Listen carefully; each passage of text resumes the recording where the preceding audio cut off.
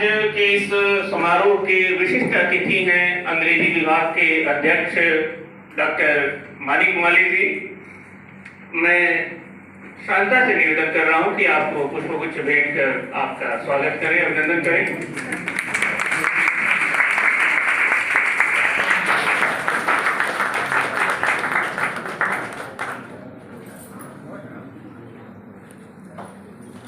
मित्रों, ये कार्यक्रम पूरी तरह से नीरस, उबाऊ और उपदेशात्मक होते हैं और कार्यक्रम के अंत तक यानी हिंदी दिवस आते आते या हिंदी पखवाड़ा समाप्त होते होते हमें ये घोर निराशा से भर जाते हैं। ऐसा लगता है कि हिंदी पर सचमुच बहुत बड़ा खतरा आ गया है। ऐसी कोई बात नहीं है, लेकिन आज के है उससे रूबरू होंगे, परिचित होंगे। लेकिन इसके पहले मैं इस सभागार में उपस्थित विद्यार्थियों और आज के अतिथियों के स्वागत के लिए आमंत्रित कर रहा हूं हिंदी विभाग के अध्यक्ष डॉक्टर एल लक्ष्मी जी को।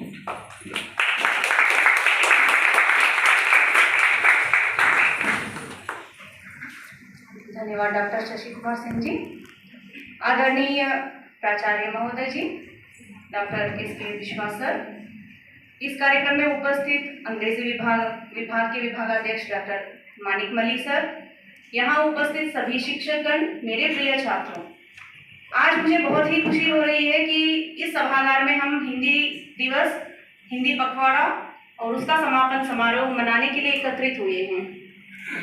तो जैसे डॉक्टर शशि कुमार सिंह जी ने कहा कि हिंदी का भविष्य, भारत में इतनी भाषाएं बोली जा रही हैं, भारत एक बहुभाषिक देश है, उसके बावजूद आज हिंदी को हमने राजभाषा के स्तर पर रखा है और हिंदी को महात्मा गांधी जी ने राष्ट्रभाषा के रूप में घोषित किया था। हालांकि हिंदी अभी राष्ट्रभाषा नहीं बन पाई है, लेकिन हम और आप मिलकर उस तरफ कदम तो बढ़ा ही सकते हैं और कदम सब मिलकर, जब साथ मिलकर बढ़ाएंगे तभी हम कम से कम जब शतमानोत्सव मनाएंगे आज़ादी का, तो हम हिंदी को उस फलक पर देख पाएं। तो इसमें सिर्फ हम जैसे शिक्षकों का नहीं है और हम जैसे कुछ चंद लोगों का नहीं है जो हिंदी के लिए काम करते हैं या हिंदी साहित्य की रचनाएं करते हैं, लेकिन हर एक भारतवासी जब तक इस दृष्टि से काम नहीं करेंगे हम इसमें सफल नहीं हो पाएंगे। याद रखिए, क्योंकि भाषा के बिना कुछ भी नहीं है, भाषा के बिना संसार एकदम नीरस है। हालांकि मुझे स्वागत के लिए बुलाया गया है, मैं भाषण देने के लिए नहीं आई हूँ, लेकिन मुझे लगा कि दो चार बातें कहना जरूरी है। आज विश्व के स्तर पर हिंदी स्थापित हो चुकी है और इसके उदाहरण के लिए मैं एक किताब लेके आई हूँ।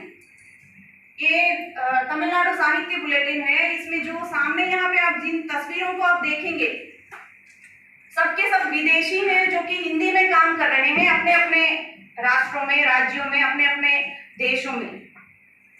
तो इसमें से एक आश्चर्यचकित करने वाली एक जो महिला है जो जापान की है, उनका नाम है तोमोको किकुची, जिन्होंने जवाहरलाल नेहरू यूनिवर्सिटी नई दिल्ली से उन्होंने पीएचडी किया है और वो कम से कम 25 किताबें उनकी प्रकाशित हैं, इसमें सूची है उनकी। और इनसे मिलने का मुझे भी मौका मिला था। कहने का तात्पर्य यह है कि आज हिंदी न केवल भारतीय स्तर पर बल्कि विश्वविद्यालयों में, विदेशी विश्वविद्यालयों में भी हिंदी को पढ़ाया जा रहा है। विश्व के स्तर पर हिंदी को लोगों ने अपना लिया। तो अभी हम कहाँ खड़े हैं ये सोचने वाली बात है। तो इसी भूमिका के साथ मैं हमारे आज के जो कार्यक्रम के लिए जो प्राचार्य हैं डॉक्टर एस.के. विश्वास सर, उनका मैं औपचारिक रूप से हिंदी विभाग की तरफ से सर आपका हार्दिक स्वागत है, अभिनंदन है सर। जोरदार तालियों से आप इनका स्वागत करिए। मैं स्वागत करना चाहूंगी हिंदी विभाग की तरफ से डॉक्टर मानिक मल्ली सर, जो कि अंग्रेजी विभाग के विभागाध्यक्ष हैं। हर कार्यक्रम में उपस्थित रहकर हमारा मनोबल बढ़ाते हैं। सर, आपका तहे दिल से हम स्वागत करना चाहेंगे। साथ ही मुख्य भूमि से पधारे हुए हमारे बीच शिक्षकगण उपस्थित हैं। अलग अलग विभाग के शिक्षक हैं, लेकिन हिंदी के प्रति उनका जो प्रेम है और समर्पण की भावना ने उनको आज यहाँ खींचकर वो लेके आया है और वो यहाँ पे उपस्थित हैं। तो मैं उन सभी का, यहाँ पे तमिल के शिक्षक भी हैं और बांग्ला के शिक्षक भी हैं। आप देख सकते हैं 2 अलग अलग कोनों से यहाँ पे शिक्षकगण उपस्थित उपस्थित हैं। हमारे लिए इससे सौभाग्य की बात और क्या हो सकती है। तो तालियों से गूंज उठे ये सभागार।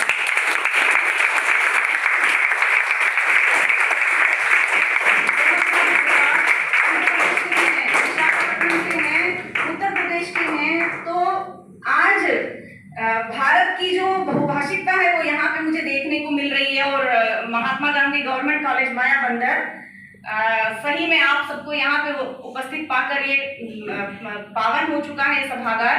तो मैं डॉक्टर शशि कुमार सिंह का मैं हार्दिक स्वागत करती हूँ, उन सभी शिक्षकों का मैं स्वागत करती हूँ, और सबसे अच्छे हमारे सबसे न्यारे बच्चे, आप सभी के सहयोग के बिना कार्यक्रम की सफलता संभव ही नहीं है। तो अपने लिए खुद के लिए ताली बजा लीजिए और स्वागत कर लीजिए। बहुत बहुत धन्यवाद। इसी के साथ मैं उन सभी का स्वागत करती हूँ जो प्रत्यक्ष और परोक्ष रूप से इस कार्यक्रम को सफल बनाने में अपना योगदान दिया है। उन सभी का स्वागत करते हुए मैं मंच को डॉक्टर शशि कुमार सिंह जी को सौंपती हूँ। धन्यवाद।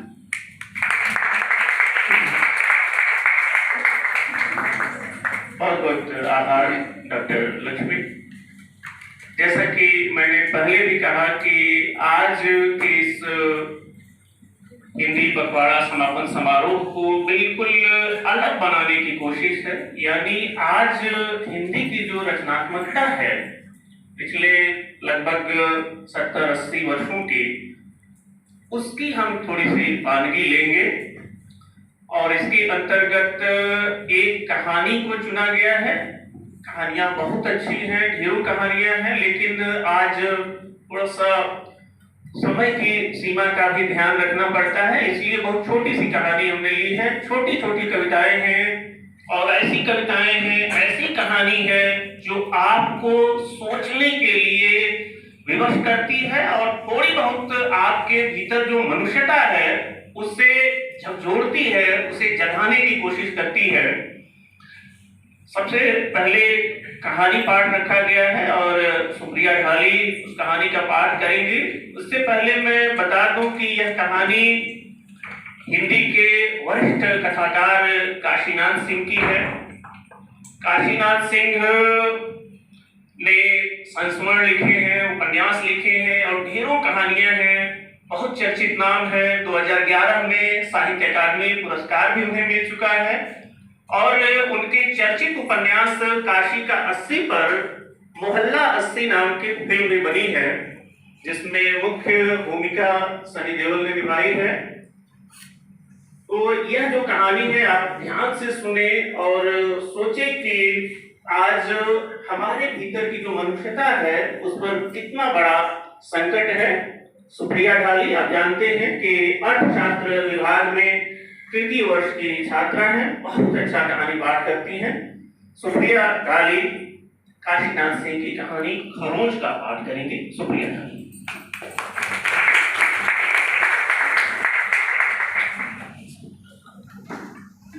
नमस्कार, मैं सुप्रिया ढाली BA इकोनॉमिक्स 3rd ईयर से आपके सामने काशीनाथ सिंह के लिखे एक कविता आपके सामने पाठ करने जा रही हूँ। कहानी है खरोच। का राजा काशी पुत्र हालम चालम सब ठीकम ठाकम अति उत्तम। जी हाँ, अति उत्तम। काशी गुरु मगन थी पहली पहली नौकरी और वह भी अपने ही गृह जनपद में। 28 साल काशी गुरु मगन थी, मस्त और चकाचक। इतने विनम्र हो गए थे कि उनकी नजरें सिर्फ 2 ही चीजों पर जा रही थी, छोटों के बाचे और बड़ों के चर। जब वे बनारस में ज्वाइन करने के लिए चले थे तो माँ बाप और दोस्तों ने अपने अनुभवों से हिदायतें दी थी। देखो, गंगा नहाने जाना तो सिर्फ कपड़े लत्ते लेकर जाना, रुपए पैसे नहीं। मंदिरों में जाना तो जूते चप्पल झोले में डाल लेना, बाहर मत छोड़ना।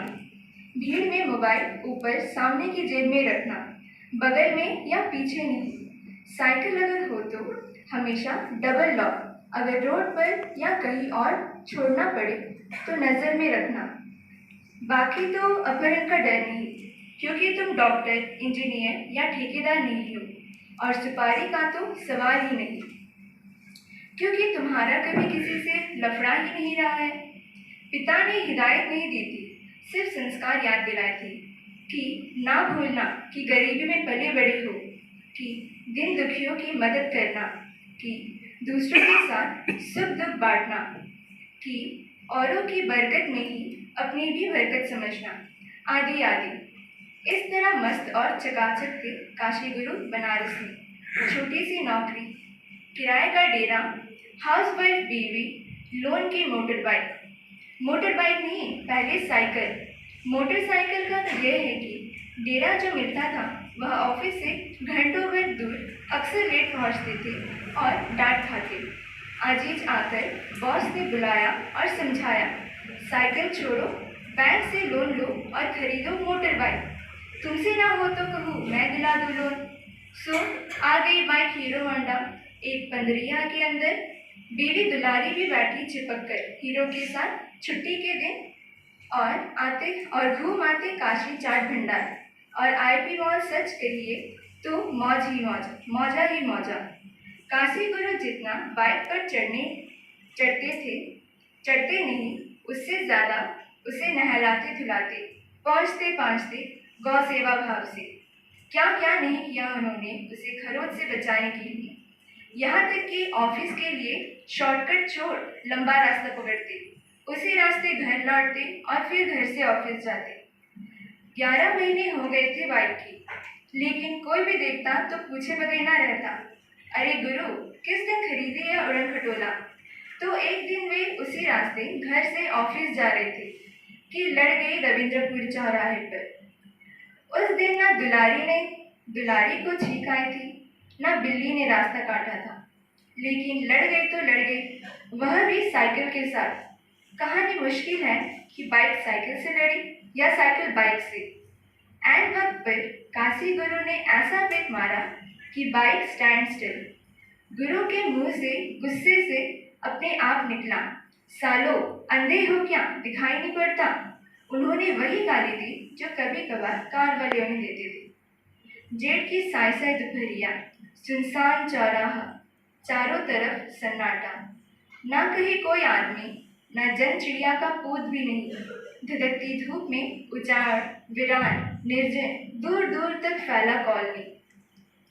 वे लड़के थे 13-14 साल के नादान, गली से आए थे। एक चला रहा था, दूसरा आगे साइकिल के डंडे पर बैठा था। गलती उन्हीं की ही थी, लेकिन जाने क्या हुआ कि साइकिल नाच के गिरा बाइक के आगे और लड़का उछलकर वही धूम। दूसरा खिसकता हुआ फुटपाथ के पास मौरी तक चला गया। बाइक के पास गिरा लड़का पीली शर्ट में था और मौरी वाला लाल। पीली शर्ट वाला चीखा, छटपटाया और बेहोश हो गया। लाल वाले को कहीं गहरी चोट लगी थी। वह कुछ देर हाथ पांव पटकता रहा, फिर तड़पता हुआ शांत हो गया। काशी गुरु की बाइक स्टार्ट ही थी। वे यह कहते हुए आगे बढ़ चले थे, सालो मरो, अपन चलते हैं। वे मुश्किल से 10 कदम बढ़े थे कि बाइक पर खरोच की चिंता ने उन्हें खड़ा कर दिया। वे उतरे, घूमकर जायजा लिया, सब ओके था। जब वे दोबारा चढ़ने के लिए पैर उठा रहे थे, उनके अंदर कहीं सनसनाहट हुई। कोई चीज गुनगुनाई, हिली डुली और आंखें खोलकर बैठ गई। दयावान थी, सह्य थी, करुणा कातर थी वह चीज। उन्हें लगा इसे ही आत्मा कहते होंगे। उसके भीतर से उनके लिए धिक्कार उठी। अरे भले मानस, वे बच्चे जलती सड़क पर तड़प रहे हैं और तू भाग रहा है। इंसानियत खत्म हो गई है क्या दुनिया से?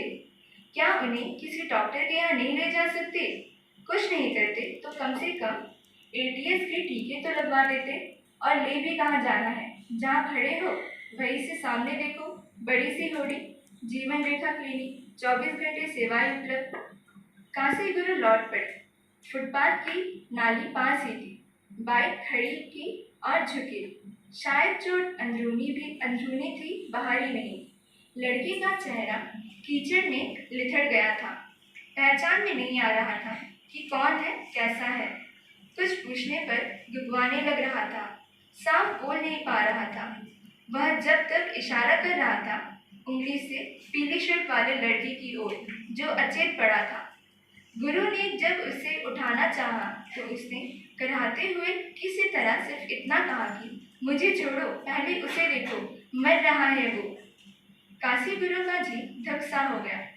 किस मुसीबत में फंसे हो? वे उसे छोड़कर इधर आए। खून तो नजर नहीं आ रहा है, इसका मतलब कुछ टूटा फूटा नहीं है, गुरु ने खुद से कहा। उनकी जान में जान आई। लड़का जलती कोलतार की सड़क पर आंधी वो पड़ा था, साइकिल के पास, सिर और मुंह गमछे में लपेटे, बदन और टांगों में कोई हरकत नहीं। गुरु ने उसे पलटने के लिए जैसे ही बैठा वैसे ही चिल्लाया, वह पकड़ो पकड़ो, बाइक लेकर भाग रहा है भोसड़ी के। गुरु भौचक उठे और गली की तरफ भागे। देखा कि वह बाइक स्टार्ट करके तेजी से गली में घुस रहा है। वे वहां तक दौड़े हुए गए जहां गली कई गलियों में बंट रही थी। वे हाँफ रहे थे और तय नहीं कर पा रहे थे कि किस गली में देखा जाए, इधर या उधर या किधर। जब निराश वापस होने लगे तो सहसा आशा की एक किरण फूटी गुरु के आंखों के आगे कि जाएगा तो किधर जाएगा बाइक लेकर। उसका जोड़ीदार और साइकिल तो उनके कब्जे में है। बिना समय गवाए हड़बड़ा जब गली के मुहाने पर पहुंचे तब देखा वहां ना वह साइकिल है ना लड़का। वे चकित और स्तब्ध, और क्या करें। वे धीरे धीरे चलकर उस जगह आए जहाँ साइकिल थी और वह लड़का था। शायद कोई सुराग छूटा हो, मगर वे लड़के अनाड़ी नहीं थे। खाली जगह छोड़कर कुछ नहीं छोड़ा था उन्होंने। काशी गुरु चौराहे पर देर तक खड़े रहे, चुपचाप। आसमान आग बरसा रहा था और गुरु झुलस रहे थे, लेकिन खड़े थे और खड़े रहे। सड़कें वीरान थी, बस्तियां उजाड़ थी, हवाएं के थपेड़े कहीं नहीं थे। चिल्लाए भी तो कहीं कोई सुनने वाला नहीं, कहीं पेड़ भी नहीं जो पत्ते हिला सके। मोटरसाइकिल की चिंता अब पीछे छूटने लगी थी। वह गई तो गई। बड़ी चिंता यह थी कि बीच में ये ससुरी आत्मा कहाँ से चली आए। अगर वह इसी तरह रह गई तो अभी आगे जाने क्या क्या अनर्थ करेगी। काश इसके बारे में भी कभी किसी ने चेताया होता। धन्यवाद।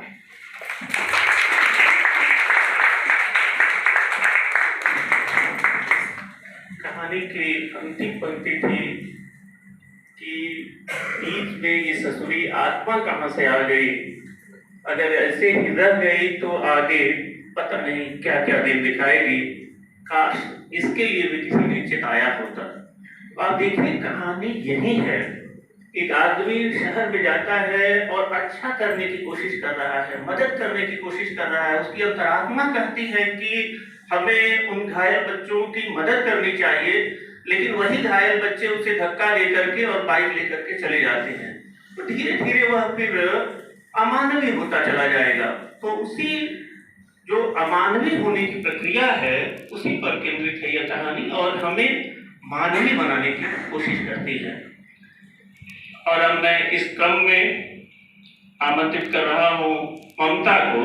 ममता माखनलाल चतुर्वेदी जी की कविता पुष्प की अभिलाषा का पाठ करेंगे। बहुत चर्चित कविता है, आजादी की लड़ाई में भी इस कविता का पाठ किया जाता था, और हिंदी का जो पहला साहित्य अकादमी पुरस्कार है 1955 में इसी के सर्जक, इसी के रचयिता माखनलाल चतुर्वेदी को मिला था।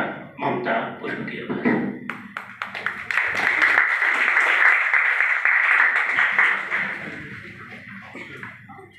नमस्कार, मेरा नाम ममता है। मैं BA सेकेंड ईयर की हूँ। यहाँ कविता प्रस्तुत करने वाली हूँ।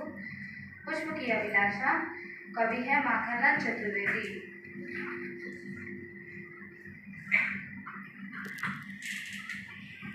चाह नहीं मेरी सुरबाला के गहनों में गोता जाओ, चाह नहीं प्रेमी माला में बिन प्यारी को ललचाओ, चाह नहीं सम्राटों के शव पर ये हरि डाल जाओ, चाह नहीं देवों के सिर पर छोड़ा भाग्य पर उछलाओ, मुझे तोड़ लेना मनमाली उस पद पर देना तुम फेंक, मातृभूमि की शीश चढ़ाने जिस पद पर जावे वीर अनेक।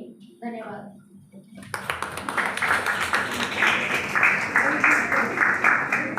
बहुत बहुत धन्यवाद ममता। और अब मैं सूर्यकांत त्रिपाठी निराला की कविता का पाठ करने के लिए आमंत्रित कर रहा हूँ रिया दास को। रिया।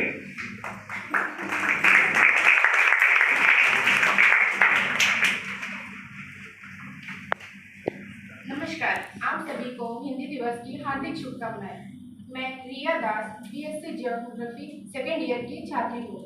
आप सबके सामने सूर्यकांत त्रिपाठी निराला जी की कविता भिक्षु प्रस्तुत करने जा रही हूँ। वह आता दो टूक कलेजे को करता, पछताता पद पर आता, पेट पीट दोनों मिलकर है एक, चल रहा लपटिया टेक। मुट्ठी भर दाने को भूख मिटाने को मुंह फटी पुरानी झोली का फैलाता, दो टूक कलेजे के करता, पछताता पद पर आता। साथ दो बच्चे भी है सदा हाथ फैलाए, बाएं से वे मरते हुए पेट को चलते और दाहिना दया दृष्टि पाने की ओर बढ़ाए। भूख से सुख ओट जब जाते, दाता भाग्य विधाता से क्या पाते, घूंट आंसुओं के पीकर रह जाते। चाट रहे झूठी बदल वे सभी सड़क पर खड़े हुए और झपट लेने को उनसे कुत्ते भी हैं अड़े हुए। ठहरो अहो मेरे हृदय में है अमृत, मैं सींच दूंगा, अभिमन्यु जैसे हो सकोगे तुम, तुम्हारे दुख में अपने हृदय में खींच लूंगा। धन्यवाद।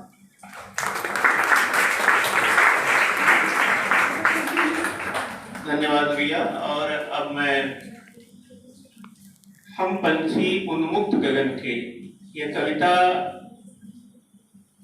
स्कूलों में भी है पाठ्यक्रम में, और शिवमंगल सिंह सुमन की बहुत चर्चित कविता है। इसका पाठ करेंगे नौ सिंड्रेला।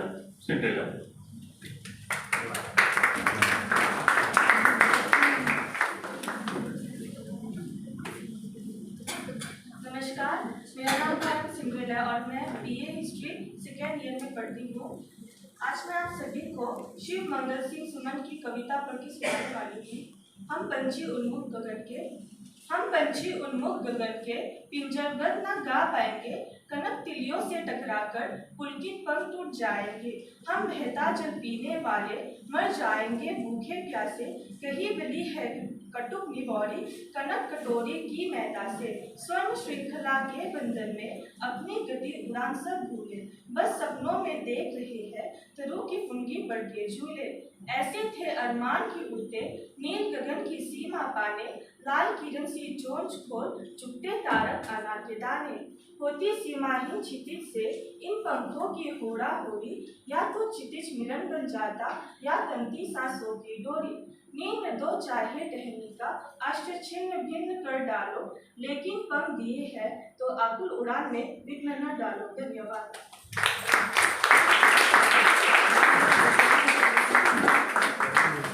धन्यवाद सिंड्रेला। हिंदी के बहुत चर्चित कवि थे नागार्जुन। नागार्जुन ने हिंदी में भी लिखा, मैथिली में भी लिखा, संस्कृत में भी लिखा, और जानकर आश्चर्य होगा कि उन्हें साहित्य अकादमी पुरस्कार मैथिली भाषा में मिला था। बेहद क्रांतिकारी कवि हैं, सत्ता के खिलाफ हमेशा लिखा, चाहे सरकार किसी की रही हो। मैं आमंत्रित कर रहा हूँ श्रीनु को, और देखें कि कितनी शानदार कविता है और कितनी आसानी से आपके पास पहुंचेगी। लेकिन कविता में जरूरत यह है कि आप भी शामिल हों, और सामान्य सा गणित है, कहीं श्रीनु रुकेंगे और उसका जवाब आपको मालूम होगा। कविता का शीर्षक है बाकी बच गया अंडा। सुप्रभात, मेरा नाम श्रीनु है, मैं बीएससी ज्योग्राफी सेकेंड ईयर से हूँ। तो सबसे पहले आप सभी को हिंदी दिवस की हार्दिक शुभकामनाएं। मैं आपके सामने नागार्जुन द्वारा रची कविता बाकी बच गया अंडा पढ़ने जा रहा हूँ। 5 फुट भारत माता के दुश्मन था खूंखार, गोली खाकर एक मर गया बाकी रह गए 4। 4 फुट भारत माता के चारों शत्रु प्रवीण, देश निकाला मिला एक को बाकी रह गए 3। 3 पुत्र भारत माता के लड़ने लग गए, वो अलग हो गया इधर एक बाकी रह गए 2। 2 बेटे भारत माता के छोड़ पुरानी टेक, चिपक गया है एक गद्दी से बाकी रह गया 1। 1 पुत्र भारत माता का कंधे पर है झंडा, पुलिस पकड़ के जेल ले गई बाकी रह गए अंडा। धन्यवाद।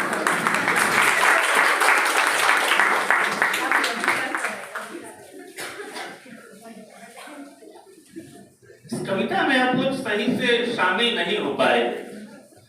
5 पूत भारत माता के दुश्मन था खूंखार, गोली खाकर एक मर गया बाकी रह गए 4। 4 पूत भारत माता के चारों चतुर प्रवीण, देश निकाला मिला एक को बाकी रह गए 3। तीन पूत भारत माता के लड़ने लग गए वो, अलग हो गया इधर एक, बाकी रह गए दो बेटे भारत माता के, छोड़ पुरानी टेक, चिपक गया है एक गद्दी से, बाकी रह गया एक पूत भारत माता का कंधे पर है झंडा, पुलिस पकड़ के जेल ले गई, बाकी रह गया अंडा। ये पूरे भारतीय लोकल की, पूरी भारतीय राजनीति की कथा करने वाली कविता है। और अब मैं आमंत्रित कर रहा हूँ अच्छे बच्चे नरेश सक्सेना की कविता का पाठ करने के लिए संजीवनी महाराज। संजीवनी देखिए, बड़ी शानदार कविता है। नमस्कार, मैं संजीवनी बीएससी ज्योग्राफी सेकेंड ईयर से आज मैं आपके सामने नरेश सक्सेना की कविता अच्छे बच्चे प्रस्तुत करने जा रही हूँ। अच्छे बच्चे। कुछ बच्चे बहुत अच्छे होते हैं, वे गेंद और गुब्बारे नहीं मांगते। कुछ बच्चे बहुत अच्छे होते हैं, वे गेंद और गुब्बारे नहीं मांगते, मिठाई नहीं मांगते, जिद नहीं करते और मचलते तो है ही नहीं। कुछ बच्चे बहुत अच्छे होते हैं, वे गेंद और गुब्बारे नहीं मांगते, मिठाई नहीं मांगते, जिद नहीं करते और मचलते तो है ही नहीं। बड़ों का कहना मानते हैं, वे छोटों का भी कहना मानते हैं, इतने अच्छे होते हैं। बड़ों का कहना मानते हैं, वे छोटों का भी कहना मानते हैं, इतने अच्छे होते हैं। इतने अच्छे बच्चों की तलाश में रहते हैं हम और मिलते ही उन्हें ले आते हैं घर, अक्सर 3 रुपए महीने और खाने पर। धन्यवाद।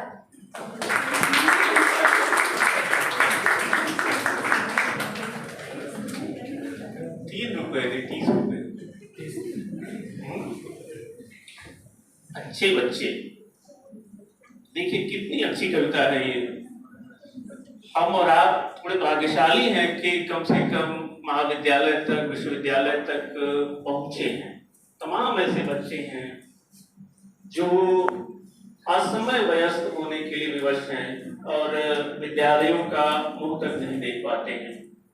ऐसे बच्चों पर, यानी जो बाल मजदूरी है या जो जिन्हें उनका प्राप्य नहीं मिल पा रहा है, ऐसे बच्चों पर केंद्रित यह कविता है। ध्यान से सुनिए आप कि कुछ बच्चे बहुत अच्छे होते हैं, कुछ बच्चे बहुत अच्छे होते हैं, वे गेंद और गुब्बारे नहीं मांगते।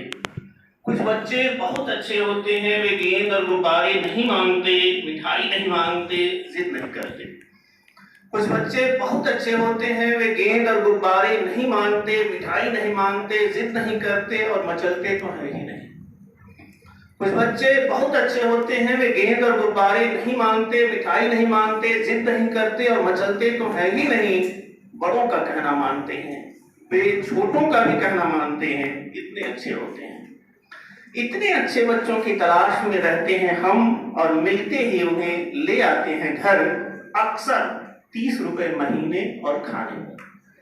यह जो आज का मध्यवर्गीय समाज है उसे पूरी तरह से बेनकाब करने वाली और बच्चों की एक बड़ी समस्या पर हमारा ध्यान आकृष्ट करने वाली कविता है। और इसी क्रम को हम आगे बढ़ाते हुए, आपने कविता पढ़ी होगी, बच्चे काम पर जा रहे हैं। बच्चे काम पर जा रहे हैं, ये कविता राजेश जोशी की है, जिसका पाठ करेंगे प्रतीक्षा।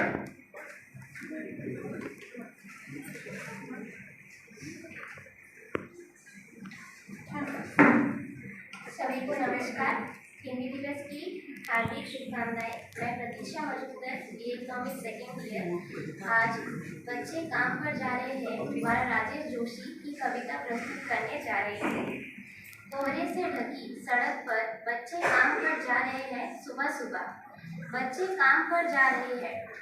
हमारे समय की सबसे भयानक पंक्ति है यह। भयानक है, इसे विवरण की तरह लिखा जाना चाहिए, इसे सवाल की तरह। काम पर क्यों जा रहे हैं बच्चे? क्या अंतरिक्ष में गिर गई है सारी गेंदें? क्या दीमकों ने खा लिया है सारी रंग बिरंगी किताबों को? क्या काले पहाड़ के नीचे दब गए हैं सारे खिलौने? क्या किसी भूकंप में ढह गई है सारी मदरसों की इमारतें? क्या सारे मैदान, सारे बगीचे और घरों के आंगन खत्म हो गए हैं एकाएक? तो फिर बचा ही क्या है इस दुनिया में? कितना भयानक होता अगर ऐसा होता। भयानक है, लेकिन इससे भी ज्यादा यह है कि सारी चीजें हस्ब मामूल पर दुनिया की हजारों सड़कों से गुजरते हुए बच्चे, बहुत छोटे छोटे बच्चे काम पर जा रहे हैं। धन्यवाद।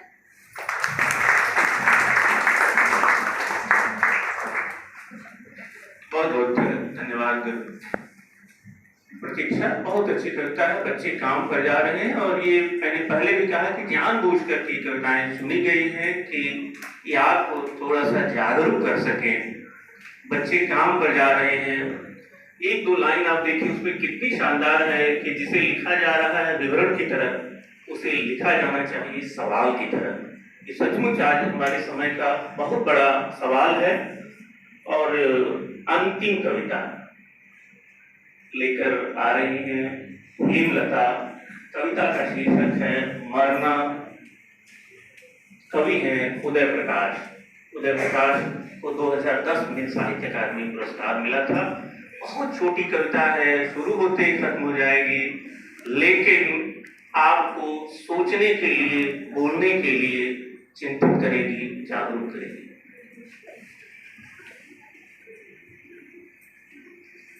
नमस्कार, मैं B Hemlata BCom final year से हूँ। मैं यहाँ उदय प्रकाश द्वारा रचित किया गया कविता प्रस्तुत कर रही हूँ। कविता का शीर्षक है मरना। आदमी मरने के बाद कुछ नहीं सोचता, आदमी मरने के बाद कुछ नहीं बोलता, कुछ नहीं सोचने और कुछ नहीं बोलने पर आदमी मर जाता है। धन्यवाद।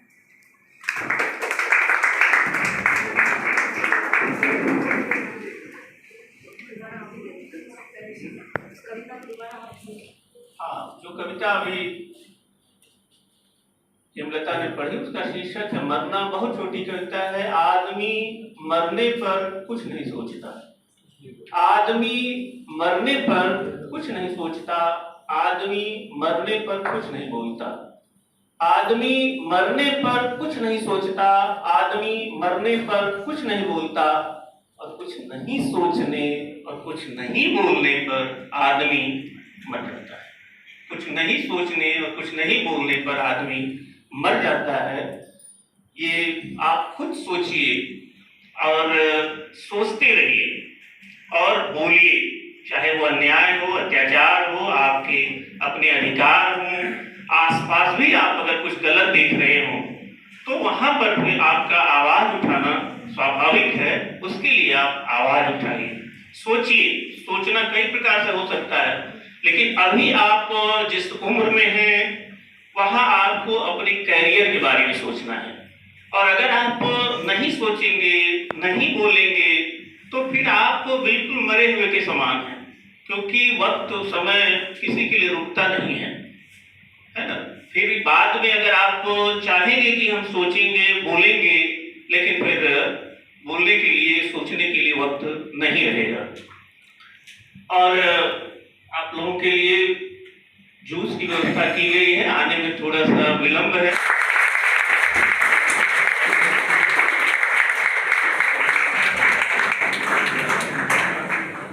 बहुत अच्छी कविताएं। पहली कविता में आपने देखा कि जल और मातृशक्ति दोनों के रूपक को, दोनों के मेटाफर को कवित्री ने कितनी कुशलता से निभाया है। और दूसरी कविता प्रेम गीत है। और रे मन मत हो उदास, प्रीतम होंगे तेरे पास। आप सबको मालूम है मैडम कल से छुट्टी पे जा रही हैं, तो रे मन मत हो उदास, प्रीतम होंगे तेरे पास। कल पकड़ेंगे मैडम बिल्कुल सुबह की पहली बास। तो शुभकामनाएं। और अब मैं आज के मुख्य अतिथि, हम सभी के मार्गदर्शक, संरक्षक, राजनीति विज्ञान विभाग के अध्यक्ष प्रभारी प्राचार्य डॉक्टर स्वपन कुमार विश्वास जी को आमंत्रित कर रहा हूँ कि आप आए और हम सभी का उत्साहवर्धन करें, मार्गदर्शन करें। डॉक्टर स्वपन कुमार विश्वास।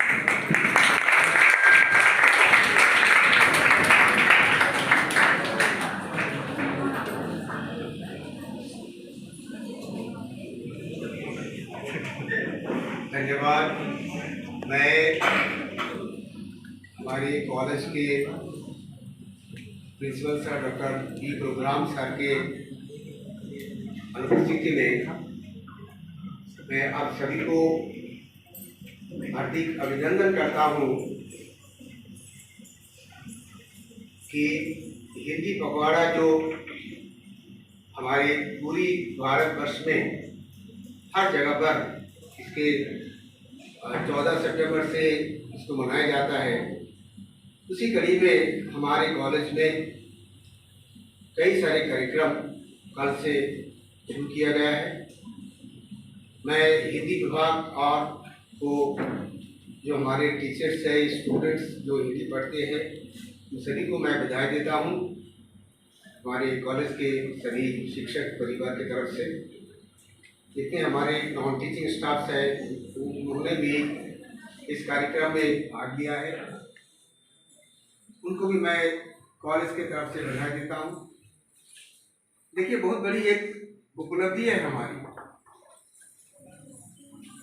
ये उपलब्धि कि सर कह रहे थे कि केवल एक पखवाड़े पे ही हिंदी को हम लोग मनाते हैं, फिर बाद में वो भूल जाते हैं।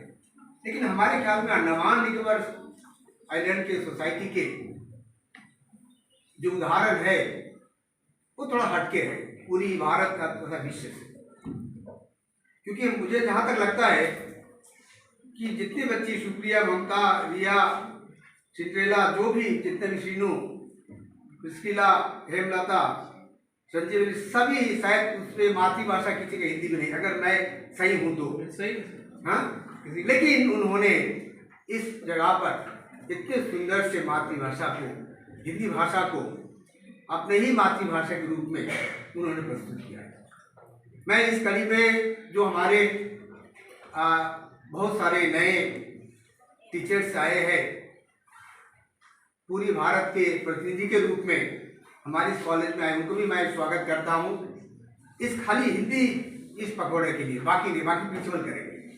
आज के इसके लिए इस संदर्भ में मैं उनको हमारी कॉलेज के मैं इस पहले शायद इस फंक्शन है जो उन्होंने सबके साथ रूबेरू हो रहे हैं, उनको भी मैं बधाई देता हूँ कि उन्होंने हमारी बच्चों की एक सैंपल है ये बच्चा हमारा, उससे आप अंदाज़ा लगा सकेंगे कि हमारे बच्चे कितने प्यारे हैं, कितने अच्छे अपने भावना के साथ पूरी भारत के जो राष्ट्रभाषा के रूप में जो भारत सरकार ने शुरू की उसको हमने अपनाया है। दूसरी बड़ी उदाहरण है हमारे लक्ष्मी मैडम। आप सबको पता है कि लक्ष्मी मैडम हिंदी भाषा की नहीं है, लेकिन उनकी हिंदी के प्रति अनुराग और हिंदी को पूरी हमारे अंडमान निकोबार में सभी बच्चों को साथ उसके मिलाना, हमारे शशि सिंह सर है, उन्होंने भी, ये दोनों टीचर हमारे हिंदी के एक तरफ से स्तंभ कह सकते हैं हमारी पूरी कॉलेज का, जो उन्होंने अपने दौरान इस समय काल में केवल अपनी पढ़ाई नहीं, अपनी हिंदी साहित्य नहीं, उसके साथ हिंदी को जन जन तक हमारे बच्चों के अंदर में इसके एक प्रेम के रूप में जगाना, उनके साथ लेना, ये उन्होंने सिखाना शुरू कर दिया और सिखाया, कुछ हद तक हमारे घर में सक्सेस है। दूसरी बात, हमारी सबसे बड़ी जो खूबियाँ है, सबसे बड़ा स्तंभ जो हमारे मानिक माली सर है, डॉक्टर मानिक माली सर, जो हमारे कॉलेज में सबसे पुराने हमारे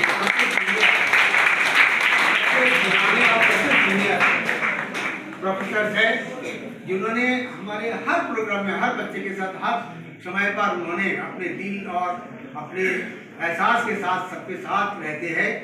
मैं उनको भी धन्यवाद देता हूं कि हर प्रोग्राम में मैंने मेरा साथ 2 महीने ही हुआ इस कॉलेज में आया हुआ है, लेकिन उन्होंने आज करीबन 27-28 ईयर्स हो गया इस कॉलेज के, इस मिट्टी के साथ मिला हुआ, इस बच्चों के साथ हजारों बच्चों को उन्होंने निकाला इस कॉलेज से। इंग्लिश के प्रोफेसर्स है, लेकिन उनके सबसे बड़ी खासियत है कि उन्होंने इस कॉलेज को डेवलपमेंट के लिए हर तरह के संभव उन्होंने प्रयास करते हैं बाकी टीचरों के साथ। अब मैं आता हूँ मेरे दूसरी पार्ट पर कि 1949 में बहुत बड़ी लंबी चर्चा के बाद हिंदी भाषा को भारत के राष्ट्रीय भाषा के रूप में इसको अपनाने के लिए भारत सरकार ने ऐलान किया था। और 1953 में हमारे ख्याल में जवाहरलाल नेहरू, पंडित जवाहरलाल नेहरू प्रथम प्रधानमंत्री थे, उन्होंने इसको पूरी भारत के सामने इसको ऐलान किया था कि भाषा एक हमारे कम्युनिकेटिंग लैंग्वेज के रूप में सबको संयोग करेंगे, क्योंकि कोई ना कोई भाषा ऐसे होना चाहिए भारत के अंदर, क्योंकि अंग्रेजी भाषा हमारी संयोग नहीं है। एक साथ मिलाने के लिए जैसे फूलों को धागा के बिना एक साथ नहीं जोड़ सकते, इसी तरह पूरी भारत को अगर जोड़ना है तो वो धागा चाहिए, वो धागा है हमारी हिंदी भाषा। जो आचार्य विनोबा भावे ने भी इसी तरह इसको इस तरह ही उनको आगे सामने लाया था कि हिंदी भाषा, या महात्मा गांधी जी ने कि हिंदी भाषा का सबसे बड़ा जो खुबिया है कि सभी भाषा को मिलाने वाली भाषा। हमारे ख्याल में सारे विश्व में चौथी भाषा जो है सबसे ज्यादा लोग बोलते हैं, स्पेनिश भाषा, अंग्रेजी भाषा, दूसरा कोई भाषा, अब चौथी भाषा है जो हिंदी है, तो पूरे विश्व में सबसे ज्यादा लोग बोलते हैं।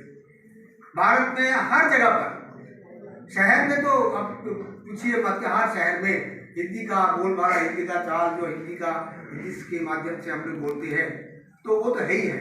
इसके अलावा भी ये विश्व की चौथी भाषा है, सबसे ज्यादा लोग बोलते हैं, समझते हैं।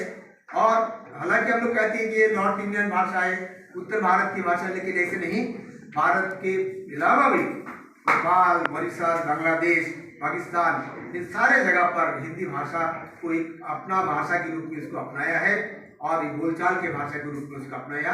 इसका जो देवनागरी जो स्क्रिप्ट है उनको ही हिंदी भाषा के मुख्य रूप में इसको रखा गया। हमारे भारत सरकार ने इनको पकौड़े के रूप में फोर्टनाइटली इसके इसलिए दिया गया है कि हमारे जो ऑफिशियल कार्यक्रम है, जो ट्रांजैक्शन होता है, करस्पॉन्डेंस होता है, वो भी धीरे धीरे अगर हिंदी में हो जाए तो ये पूरी भारत के जो एक हमारी माला जो है 22 भाषा तो शेड्यूल में है ही है, इसके अलावा भी 100 भाषा हमारे देश के अंदर में पढ़ाया जाता है, मतलब बोले जाते हैं। उनके पूरी भाषा को एक साथ करके हिंदी भाषा को अगर हम लोग एक साथ कर ले तो शायद भारत के सारे भारत के 140 करोड़ लोगों को हम लोग एक अनुभूति के साथ एक साथ उनको ले सकते हैं। जो कविता में जो छोटे छोटे स्टोरी में जो मुंशी प्रेमचंद के बारे में हम लोग ज़्यादा से ज़्यादा जानते हैं, बाकी तो आप लोग पढ़ते हैं जानते हैं। हम लोग तो, मैं तो क्लास 8 तक हिंदी पढ़ा हूँ, वो भी हमारे फिजिकल एजुकेशन टीचर पढ़ाते थे। मतलब टीचर का इतना अभाव था कि मतलब स्कूल में पढ़ाने वाले टीचर नहीं थे, तो हमारे फिजिकल एजुकेशन सर कभी कभार आके थोड़ा बहुत, वो भी क्लास 11 पास था। 11 पास करके उसने 10 महीने का फिजिकल एजुकेशन ट्रेनिंग लिया। वो हिंदी बोलते थे, इसलिए उनके जबरदस्ती बोला आप हिंदी पढ़ा। यही था, इतना तक ही मेरा दौड़ है हिंदी बोलने का और हिंदी सीखने का। बाकी मेरा इस कम जीवन में थोड़ा बहुत बोल सकते हैं, उतना भी पता नहीं कितना बोल सकते हैं, लेकिन मुझे अच्छा लगता है कि जब उसी क्रम में जब हम लोग हिंदी को धीरे धीरे अपनाते हैं और उसको सहज रूप से उसको अपने दिमाग में लेते हैं, अपने जीवन के शैली में उसको उतारते हैं, तो हिंदी भाषा हमारे ख्याल में सबसे अच्छी भाषा है। और वो भाषा सबके लिए एक तरह सूत्र बांधने के लिए एक उचित भाषा है।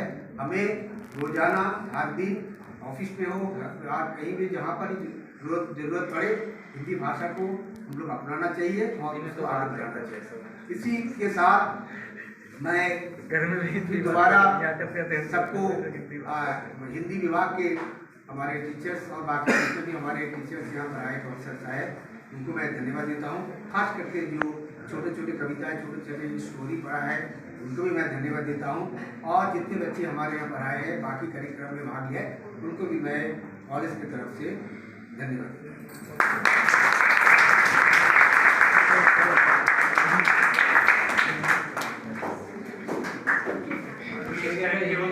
खड़े होने के काम आ रहा है।